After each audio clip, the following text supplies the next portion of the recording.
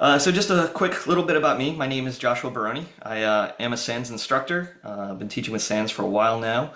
I'm also a software developer and software architect by trade, and I like to call myself a security aficionado. I have been dealing in the world of security, cybersecurity for a long time, mostly getting my start as a developer who had code being abused and learning how that happened and how to stop it, and just keeping up with all the greatest trends in security since then.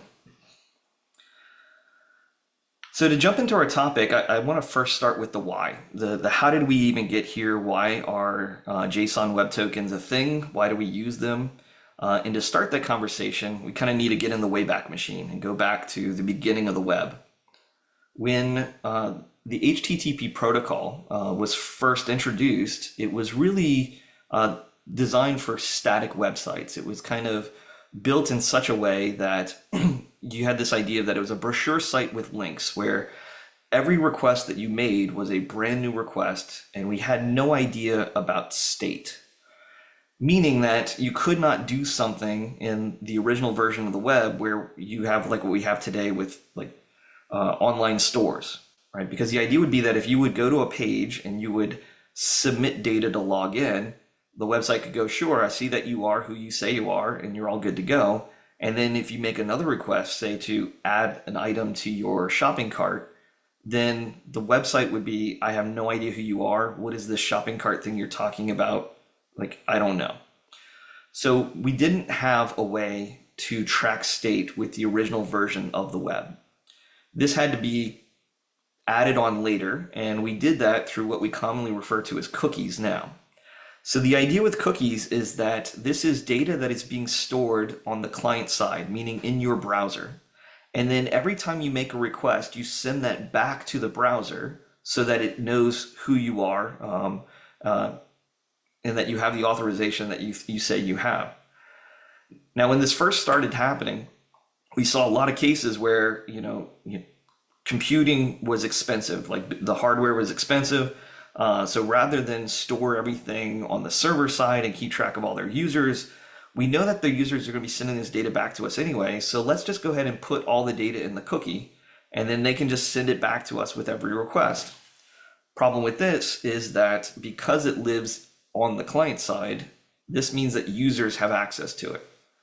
So if I, for example, was doing something like a shopping cart, where we have the items and the prices that are associated with being stored in the cookie, and they're sending it back to me every time, they could just change the data in that cookie and say something like, well, I don't want this item to be $10 anymore. I think it should be only a penny. And because we're just trusting that data on the server side, we're like, yes, it's now a penny.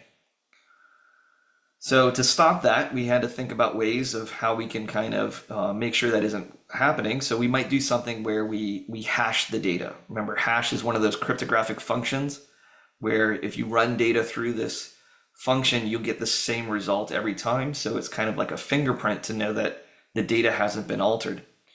So if we hash the values that are in the cookie, and then they send that back and forth with us, we know it hasn't been tampered with. The only problem is now if they change it, they can just rehash it, and then we don't know.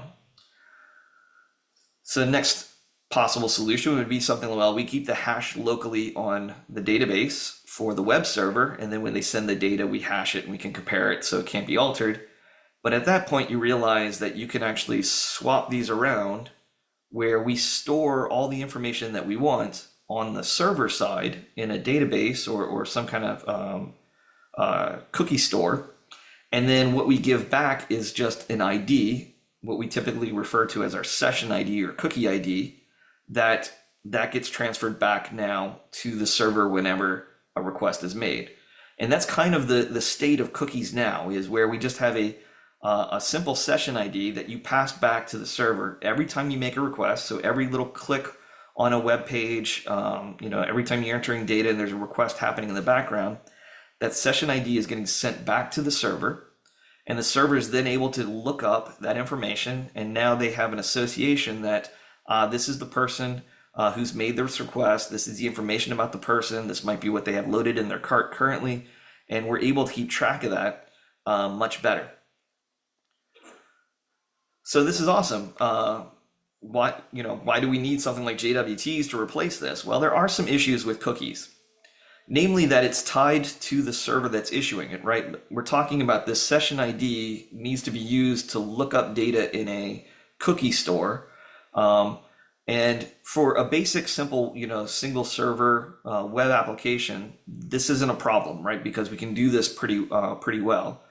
The problem is the world has gotten bigger, the web has gotten bigger, and we have to do things at scale, where we build things for these massive applications now that are kind of spread out all over the world with servers all over the world. And how do you keep all that information consistent across all those servers, right? And if it's tied to the server that issued it, then you might have a problem, right? You may be able to share the same database backend, but then you have to make sure that data propagates everything correctly. Also, we have this idea now of third-party identity providers. So you might be using this in your organization, somebody like an Okta or an Auth0, where we are using third-party providers to identify us, especially for like single sign-on stuff. And we still want to be able to verify that the information that they gave us is correct. And we don't necessarily want to have to make a call using a session ID from a user every time to get that associated information. We also have the idea of microservices. So with, again, moving at our scale and building it out so that we can have multiple servers handling different use cases. So even a single application might be supported by hundreds or thousands of little small applications behind the scenes. Each one of those needs to now also be able to authenticate and authorize a particular user request, but we don't necessarily want to generate all the network traffic to make a request back to the authenticating server for every one of those requests along the way. So how can we try and solve this problem so that we can issue something like a cookie, some kind of identifier, where we can have all of this information located in one place and we can trust that the information there is correct? JSON Web Tokens, JWTs or JOTs, this is how we are starting to solve the problem now in our modern web, right? These JSON Web Tokens defined in RFC 7519, and by the way, the RFC specifically says that JWTs are to be pronounced as JOTs. So that is the pronunciation. I tend to go back and forth just because JWTs are clearer to a lot of people as to what they are.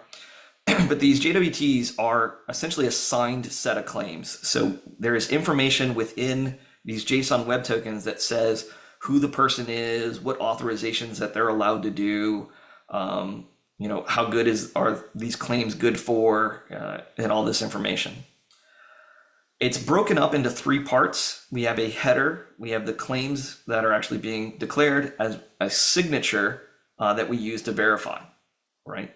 So we're getting back to kind of this idea where I mentioned that one of the cookie attempts was that we keep the information in the client and then we just have something to validate it. This is very similar in that instead of using like a hashing function, we're actually going to use some cryptographic signatures to verify the information so that we know it hasn't been tampered with. And this is part of this token that is being sent back and forth. An example of what this might look like is this. I've kind of color coded it so that it's a little bit clearer, but we have our first part here up at the top. So this is our header section, and this is base 64 encoded, meaning that we've taken the text of the JSON header and we just base 64 encoded it, so it's a little bit smaller and compressed there, easier to be put into our process. And then we also have here a dot. So the dot is going to be our separator between the header and then the next section, which is our claim. Claim is again a JSON package that has been base 64 encoded. So just made to be represented. This will be followed by another dot, which is then followed by the base 64 signature. So the signature is the bytes that have been output from signing our header and our claims payload together, and then base 64 encoded so that we can send it across these text-based protocols. Again, to show you what it is, so the header, we're breaking this out. If you were to base 64 decode this particular header, this is what you're going to see. You're going to see some data inside here which defines the scope and the encryption, as well as maybe some key information for this particular header. In this case, we're using an algorithm. ALG stands for the algorithm used to sign, and this is going to be a symmetric key, HMAC SHA-256 signature algorithm that we're using. And then our type is that this is a JSON Web Token, so JWT. So other fields that you'll see, so again, the type is, you're going to see our JWT type. The algorithm is going to define the different signature algorithms that are available. So this could be, like we just saw, our symmetric key. This could be RSA, public-private key. This could be our elliptic curve keys, signature algorithms. But we would define the signature algorithm that we're using in that header with our ALG header.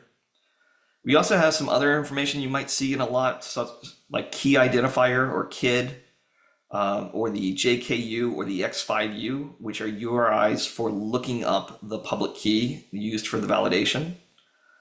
You'll see this a lot when specifically the key identifier is used to identify which specific key was used to sign this JWT, right?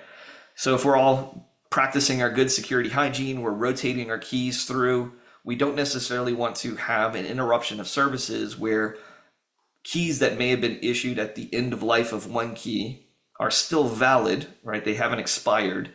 And if we're using another key now to validate, those keys would get misidentified because the signatures wouldn't match with that key. So we might use instead a key identifier to say this particular key was used, so I can go look up that key, do my signature validation, and have everything work out great. The JKU and X5U, so JKU would be used to validate a public key based on the JKS standard, which again is the JSON way of representing the key material for a public key. So we could use that to validate.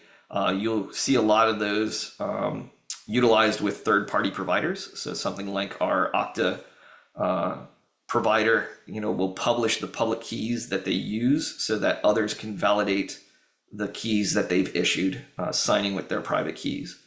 X5U, very similar, except that it's an X509 certificate instead that we can use to look up and do our validation.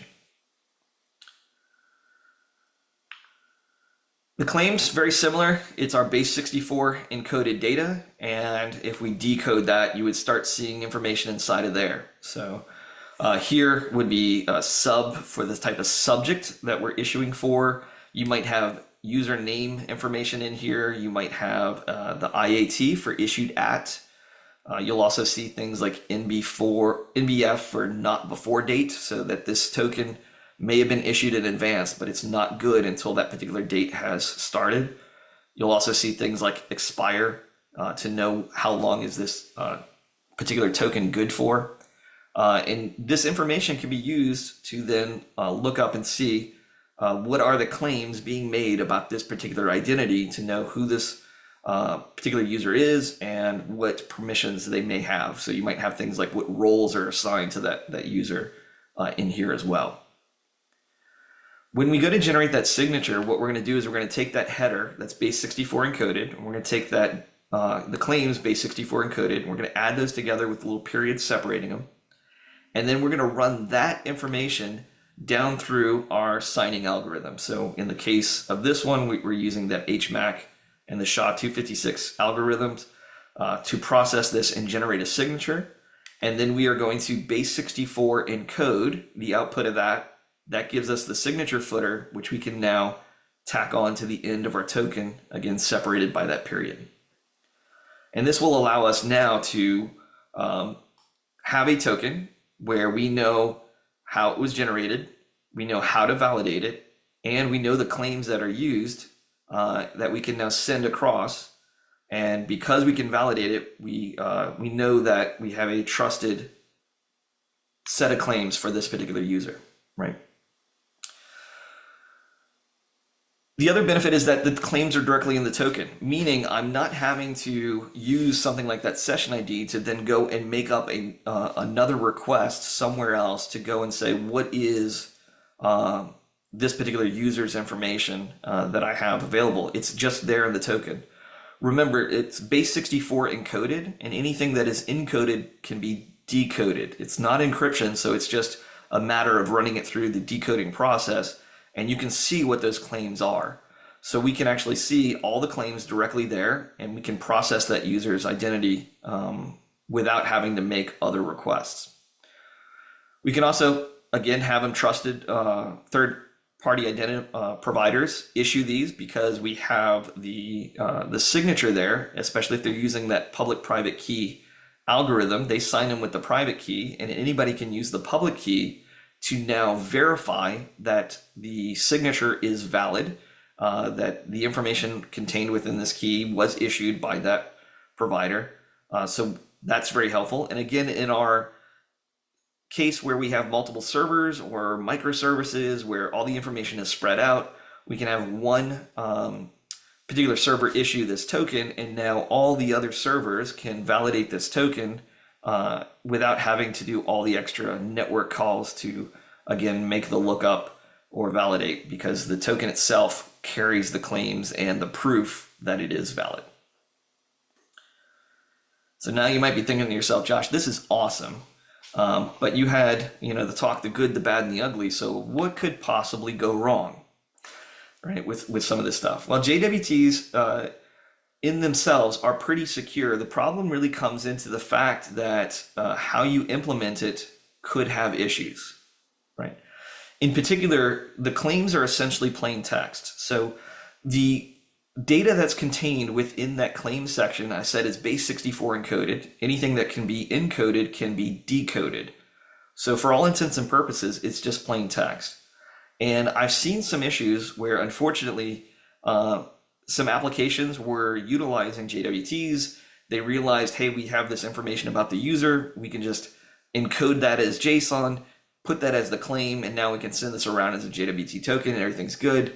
The problem is that it encoded all the fields that were associated with that user model, including things like the password, which is definitely something you don't want to be sending around as these tokens are passing across the web, which is a very dangerous place that we definitely know that.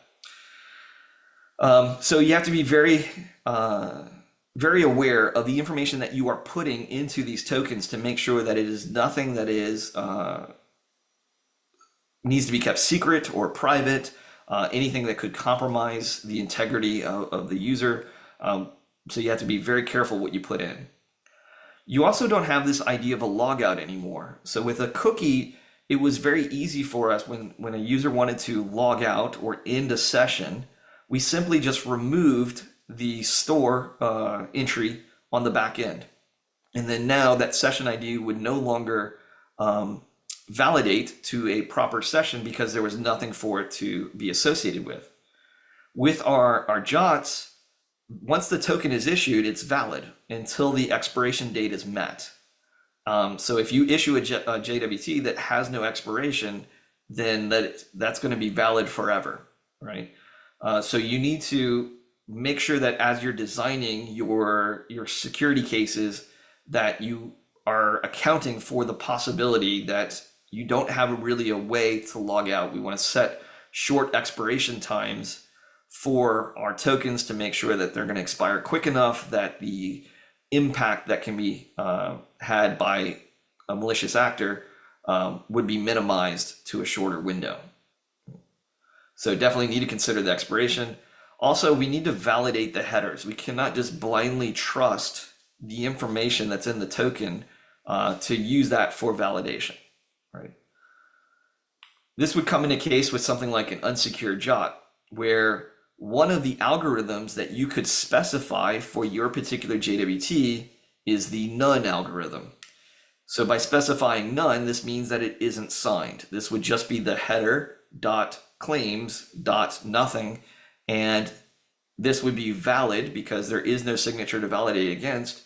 And if your application isn't validating that this is not an acceptable header value, then you would just pass it through your decoding process and it would be all A-OK and get processed, which is definitely something you don't necessarily want to have happen.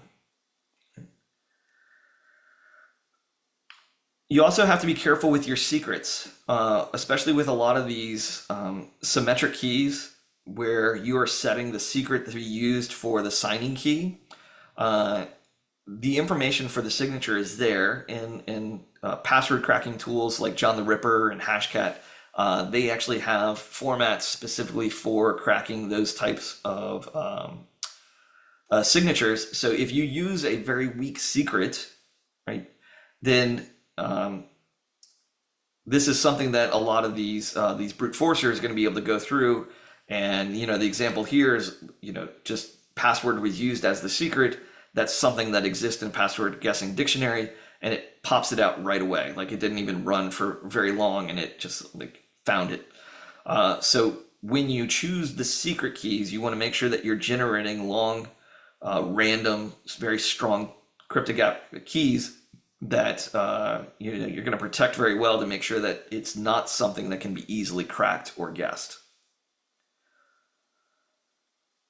We also have another type of attack, which is going to be something like algorithm juggling. The idea here is that if I am generating my key by using this public-private key algorithm, something like RSA, where I sign it using my private key, then anybody can validate it using the public key.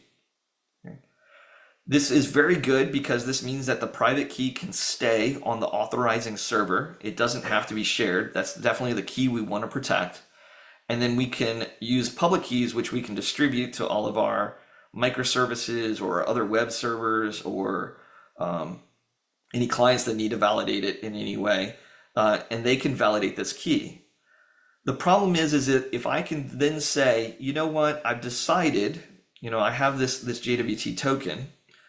I decided that it's no longer being signed using RSA. It's now being signed with our HS-256, which is that symmetric key. I know that all your servers are going to be using the same key to validate, which is this public key. And that public key is public. So I'm going to change the claims and sign it using the public key with this algorithm. And then now when your application goes to validate it, it uses that same public key to validate, and everything works. So by changing the algorithm from asymmetric, our two-key system, to our symmetric single-key system, we can now trick the server into validating invalid claims and kind of bypassing that check. We could also attack how the keys are looked up, right? So remember the key ID header we said could be used for looking up a particular key that's going to use for signature validation. Well, some implementations might but just be using like a file system. So we just use the file system to know which key is being used. So whatever the file name is in that KID identifier, I'm going to go look it up. Then you have to be worried about things like the path traversals, directory traversals, where I can say, you know what, my KID ID is actually going to be this ... which is going to walk all the way up the file system to the top and then back down to a file I know, something like dev null, and now I've signed it with an empty key. And everybody can sign a key with an empty key, so I know that that one would work, right? Or my other favorite one is this idea of the SQL injection via the KID. So because the KID could be used to look up, it might be looking up based on a database, and if it's not sanitizing the input and it's just trusting it, now it's going to go in there and look up for a key using a SQL statement, which we can, as the attacker, modify and essentially perform SQL injection to get to a key that we know what it's going to be and get our value that we're after. The JKUs and the X5Us, I mentioned that those are URLs that are used to look up the key for validation. If you just trust any one of those values in the JKU or the X5U, then that means that I can just point you to a website where I'm hosting the key that I use to sign. And unfortunately, that would, the validate and be trusted because it looked it up. So definitely things that we need to be aware of. Again, the JWTs themselves are not the issue here. It's mostly the implementation around how we do some of that validation and checking and populating of data that really things go wrong. So let's jump into a demo and take a look at how some of these attacks that I mentioned actually work in practice. All right. Hop over to this screen. All right. Oop, too far. All right, so I have open here Burp. I have 3 different applications kind of set up. They're all kind of the same idea. It's a very simple login form where we're going to log in as a particular user. Our goal is to become the admin on each one of these websites. And we want to do that by manipulating these JWTs in such a way that we can change the data so that we become the admin. To do this, I'm going to be using the Burp Suite. Burp Suite is a web application penetration testing tool. It kind of works like a proxy where every request that my browser over here on the right is making is going to be sending data first to my Burp Suite and then on to the server on the back end. And then any data that comes back would come back through the Burp Suite. This is going to allow us not only to see it, but also to change it and alter the data and kind of play with it and see what's going on. So for this first website, I'm just going to sign in as my user 1. And so it tells us, hey, welcome user 1. You're not the admin, but you can still enjoy the site. Okay. And if we look over here in my Burp Suite, this is my HTTP history so that we can see the requests that were being made. This is the post request. So when I typed in my username and password, this is the information that was actually sent to the server. And you can see that it came back from the server with a cookie, and this cookie is one of these JWTs, right? So we have the header here, we have our dot, we have our payload of claims with a dot, and then we have the actual signature being utilized. And then this allows us to go to the protected site because the web server, the browser is now sending that cookie along, and the server is going to validate it. Everything is good and working. So what I'm going to do is I'm going to say, I want to right click on this. We're going to say send to repeater. Repeater is one of the tools in Burp Suite that allows me to now play with and manipulate this particular request so that we can see what those results look like as we play. So here, I'm just going to go ahead and send this. We'll render so we see. So this is unchanged. This is just how the request was that was made from the browser. Everything comes back exactly how we're seeing over here. So welcome user 1. I'm going to flip over this JSON Web Token tab. This is going to show me the different parts of the web token. It just makes it a little bit easier for us to look at. So we can see that we have our header, our payload, and our signature. The header contains the algorithm, which is that single key signature. The type is a JWT, and then we have some different claims. So I have my issued at, IAT stands for the time that it was issued, not before, which is the same as our issued at, and then it expires at some timestamp in the future. There is some token information here that's being provided. We know that this is an access token, and username is user1. So this is how this token is identifying me as user1, is via this username. So my goal now is to change this so that I can become the admin. But again, I don't know what the key is that's being utilized for this. So I need to manipulate this in some way. So what I could do is I could say, all right, I am the admin. So we change that payload. And then I could change my algorithm to something like none. Remember, none was one of these acceptable algorithms where it isn't actually signed. So if I come back over to my raw, I need to manipulate this a little bit, and then I need to delete the signature that's currently there. So now it's just a header dot claims dot nothing. And if we issue this request now, the server comes back and tells me, hello, welcome admin, please enjoy your admin privileges, because now it has validated that that token is a valid token because it just looked at the header, whatever the header said, it just trusted, and then it used no algorithm to verify, and then it let me through.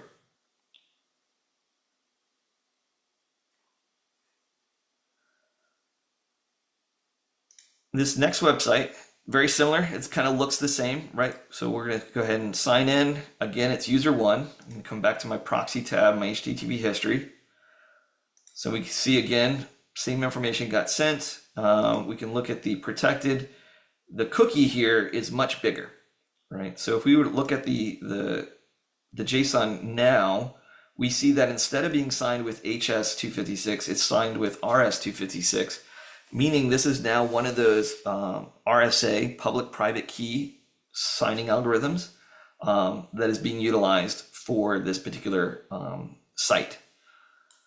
So again, I'm gonna take and right click and send to repeater so that we can go and mess with this. So open up my JSON Web Token again.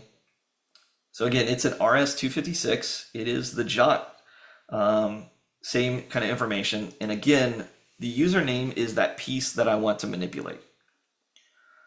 So I need to change this, and we could try the none trick like we did before, right? So I could say I am admin, I can say algorithm none, and we can go and delete that signature piece, which is now much longer, so I need to make sure I get that right. There we go. Okay. So if I were to send this now, unfortunately, it tells me it's redirecting. It's actually redirecting me back to the login page because it realizes that I'm not a valid token. This is not a valid user. You don't have access, so it is sending me back to go back to the login page. So the none algorithm isn't how this one is going to work. Instead, I need to actually sign this key in such a way. Again, I don't know what the private key is, but I do know what the public key is. So this might be one of those things that are being stored on the server, being issued out, one of those .well-known pages where we know where to go look at that key.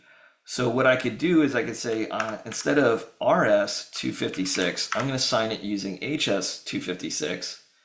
And then I need my particular key to go and sign that. I've already added one here, which is just the juggle key. So the juggle key is the public key that this website is utilizing.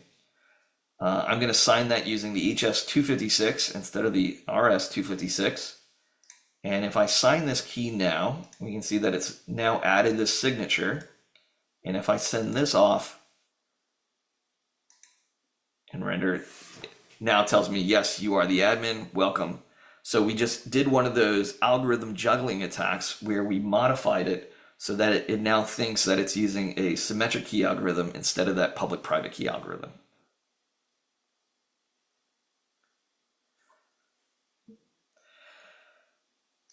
And then our last one, so if I come and log in here, pretty similar, everything we're looking at so far.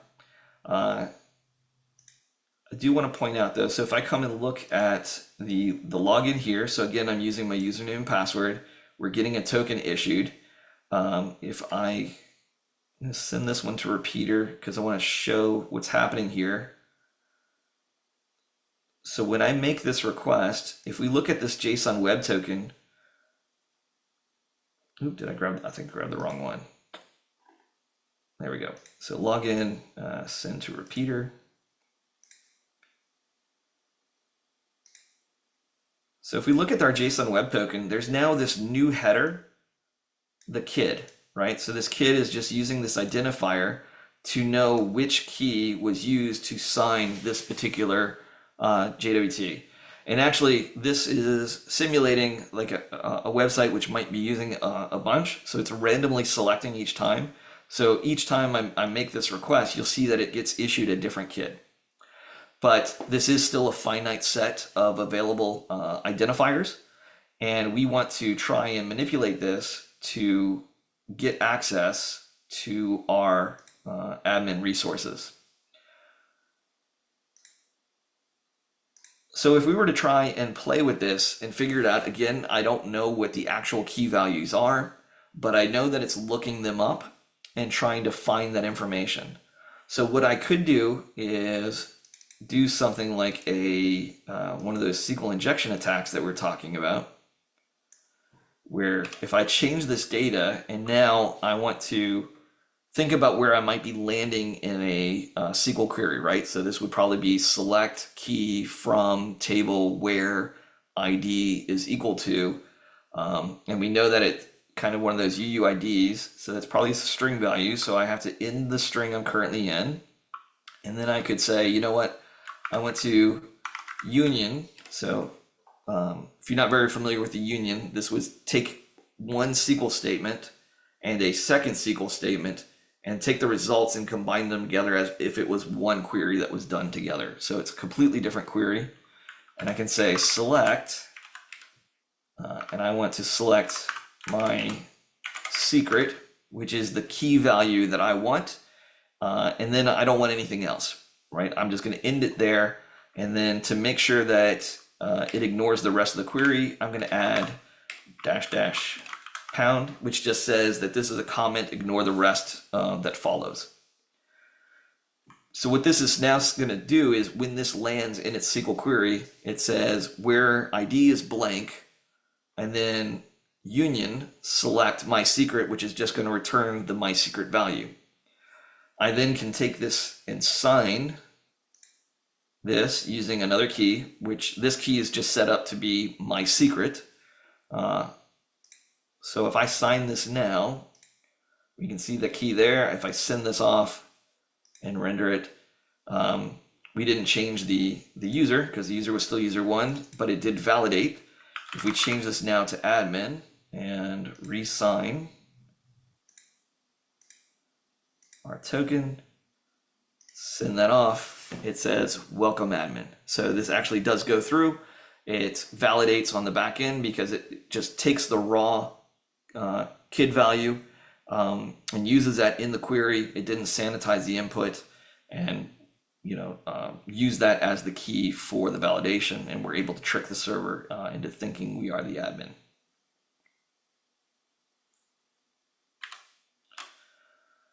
All right, so hop back over to my slides.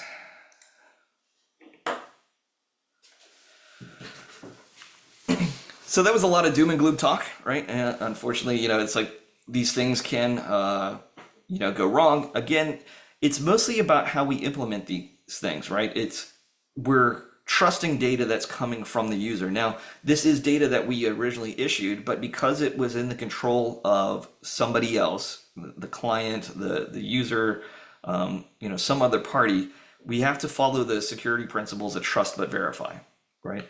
So if you're using your symmetric key signing algorithms, make sure that you're selecting a very good, strong secret for that to make sure that it's very well protected. Make sure that your claims don't contain any sensitive or private data. Don't leak those passwords. Make sure that you're only putting in there what you need to validate and authorize that particular user.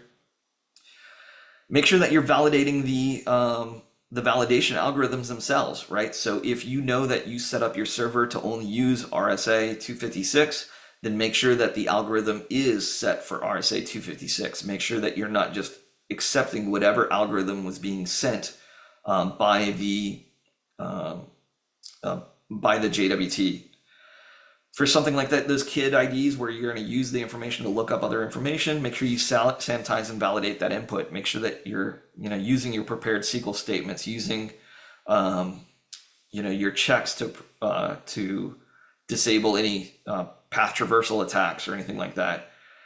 If you're using JKUs and X5Us for doing those URL lookups, make sure that you have a trusted list of domains that you actually will authorize, that you just don't use evil.com to go in and validate it. Make sure it's something that is going to be acceptable for your validation requests. Hey, Josh. Yes. We've got one question here. Where and how did you get the keys in Burp for signing? Okay, so great question. Let me jump back over there. So this was using the wrong button. There we go. So the JWT editor. So this is a extension to Burp that I'm utilizing that allows me to set up these keys. So something like simple, I actually just generated that because I knew what the key was. So I came in here, I specified my secret. I said I want this to be my secret, and then this would generate, and this would generate what's called the JKS, the signing key. So this is a JSON representation of the data that's in that key. So I generated that one for that last example. For this juggle example, I actually oh, that made that one huge. Let's shrink that down.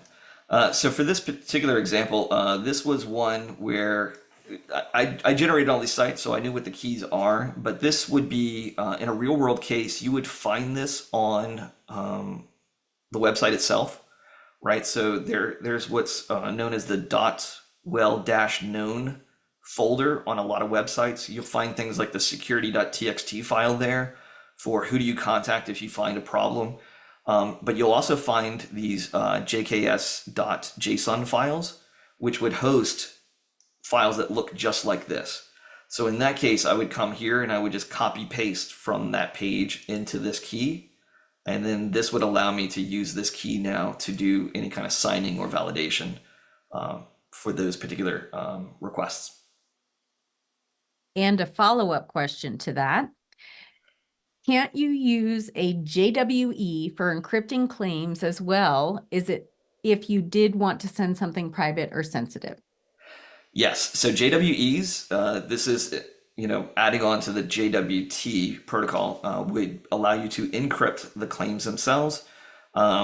Again, it's key management, making sure you know where those keys are. So there is typically information that is still viewable. You would just have to take those to the next level. A lot of cases, we're not going to be encrypting for when we're doing authorization tokens like this because we want to make sure it's kind of fast and easy to get that information. But if you definitely have sensitive data that you must be sending, then you would definitely want to take it to that next step and encrypt. You're absolutely right. Okay. Awesome questions.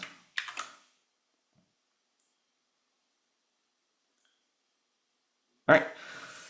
So, like I said, when it comes to securing the JWTs, it's mostly a matter of making sure that you understand how you implement and you trust but verify, right? So we want to validate anything that's coming in to make sure it's what we expect coming through.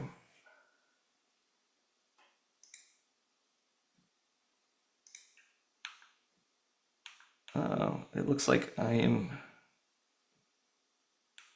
missed some slides here. Sorry. All right. So I do want to give a shout out to the Aviata Cloud Solo Flight Challenge. So this is a bunch of workshops that are being put on by SANS in the cloud security curriculum. So this will be running from April to December this year. So it is one free workshop per month. It's going to be following a storyline where it's kind of building on each previous month, following the same storyline, going through to keep it very fun, entertaining. And it's going to be related to kind of real world possible security issues in the series, covering all 9 cloud specific SANS courses. So using the same storyline keeps you kind of engaged, shows you in how each one of these each one of the courses is able to highlight how it's different than and also complementary to the other cloud courses in the curriculum. And the whole cloud faculty is involved, which is pretty awesome. You get to jump in and do some really cool challenges. Also want to call out, so SEC 522, this is our application security class focused on web apps, APIs, and microservices. So if you want to learn more about the type of stuff that I've been discussing today, but get deep into protecting web applications themselves, understanding all the different aspects of information in the web, how the web treats that information, how can we protect our web applications and monitor them. I do have a class coming up at the end of May. It's going to be an online class with our Crystal City class. Please do come join us. Happy to dig into all of this information and build on that. And with that, I want to open it up to any other questions. We don't have any other questions yet, but we'll give it a minute. Okay. And while we do that, I will just share that a copy of the slides and recording of the webcast will be available for viewing in about 24 to 48 hours and can be found on the webcast registration page, for which I will drop the link into the chat right now. Done. And you can also find your CPE certification for all completed SANS webcasts, including this one, by logging into your SANS portal account. Navigate to your account dashboard, then click My Webcasts. You can download your CPE certificate on the right-hand side of the page. And to learn more about the cloud security curriculum as a whole, you can go to sans.org/cloud-security. We still don't have any questions. So at this point in time, I am putting in the chat Joshua's LinkedIn and Twitter, so you can connect with him and follow up on any other questions at that time. Joshua, I'm gonna turn it back over to you to wrap it up. All right. Well, thank you all so much. Hope you enjoyed it. Hope you learned some stuff. Please feel free to reach out to me if you have any other questions or follow-ups. And hopefully I'll see you in class one day.